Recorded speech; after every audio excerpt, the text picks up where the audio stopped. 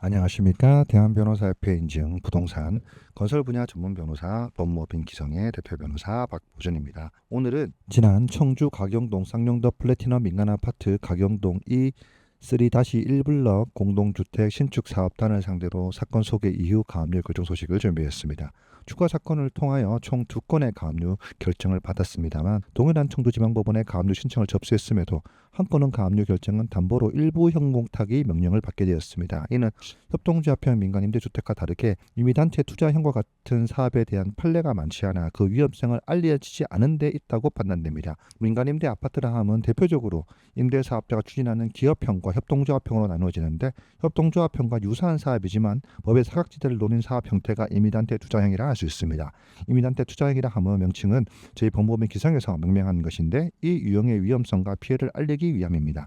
전국 민간임대 아파트 가입으로 피해가 있으신 분께서 저희 법무법인 기성의 사건 사례를 참고하시어 가입 유의 및 피해 사실 인지에 도움되셨으면 좋겠습니다. 본 사건의 피고 가경동 3-1블럭 공동주택 신축사업단은 청주 가경동 민간임대 쌍용더 플래티넘이라는 상호로 홍보하고 있습니다. 충청북도 청주시 흥덕구 가경동 1018번지 1원을 사업지로 하며 다른 협동조합형 민간임대 아파트처럼 10년 임대 후 분양 전환, 확정 분양가 등의 장점만을 내세워 홍보하고 있습니다. 임대 아파트 사업을 위해서는 임대 사업자가 필수적인데 피고 단체는 사업자가 아닌 임의단체입니다. 즉 그들이 주장하는 민간임대 아파트 사업을 추진할 수 있는 임대 사업자가 절대 아닙니다.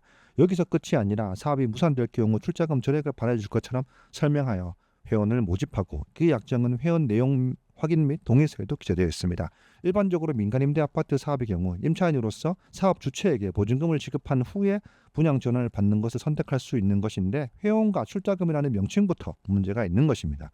이번 가압류 신청 시 담당한 판사님별로 판단이 달라졌습니다만 이미 지난해 청주시청에서 가경동 민간임대 투자주의보라 하여 대대적으로 보도자료를 배포한 것을 보아도 문제가 있는 현장이라는 점을 알 수 있습니다. 이번 가압류 결정문 중 한 건은 법원의 판단도 불법성이 있다고 보아 전액 공탁보증보험 증권 제출로 결정된 것이고 나머지 한 건은 일부 현금 공탁에 명한 것이 이런 임의단체 투자형 민간임대 아파트가 비교적 최근에 등장한 사업 형태라 판결을 지켜봐야 한다는 입장인 것 같습니다. 이렇게 가압류를 신청하는 이유는 가입자들의 출자금이 사업비 명목으로 계속 빠지는 구조이기 때문에 재판에서의 기간을 고려해 승소 이후 집행을 위한 절차입니다. 어차피 어찌되었건 이러한 임의단체형 투자형이라는 명명에 그 사업의 위험성과 불법성을 알리고 소송을 통해 피해를 회복하는 일에 저희 법무법인 기성이 앞장서서 재판에서도 승소는 별 문제 없다는 입장입니다. 상식적으로도 아파트를 건축하면 법에서 정한 방식 외에 시행 자체가 불가합니다. 또한 환불 약정을 해주면서까지 가압을 유도하는 사업은 비정상적인 사업이라는 점을 인지해 주시면 좋을 것 같습니다. 이 사업은 특히 위험성이 크고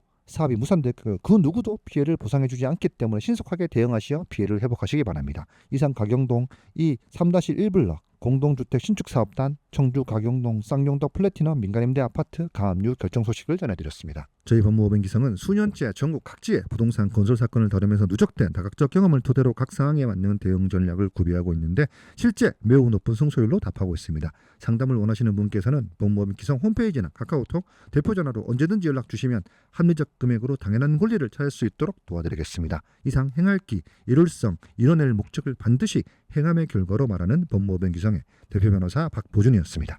감사합니다.